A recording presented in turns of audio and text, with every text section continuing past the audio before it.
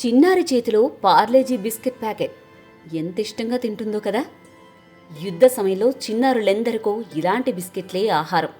కానీ ఈ బిస్కెట్లు దొరకడం కూడా గగనమే. ఎందుకంటే అది యుద్ధ భూమి, నిత్యం బాంబుల వర్షం కురిసే గాజా ప్రాంతం. అక్కడి చిన్నారుల ఆకలి కేకలు వింటే గుండెలు పగిలిపోతాయి. యుద్ధం కారణంగా నిత్యావసర ధరలు 100 రెట్లు పెరిగిపోయాయి. చివరకు మన దగ్గర 5 రూపాయలకు లభించే బిస్కెట్ ప్యాకెట్ గాజాలో 2400 రూపాయలకు అమ్ముతున్నారు. వేల కిలోమీటర్ల నుంచి గాజాకు దిగుమతి అయ్యే బిస్కెట్లే అక్కడి చిన్నారులకు ఒక్కోసారి పూర్తి ఆహారంగా మారిపోతాయి. ఇక్కడ ఎక్కువ ధరలకు కొనే పరిస్థితి కూడా గాజా ప్రజలకు ప్రస్తుతానికి లేదు.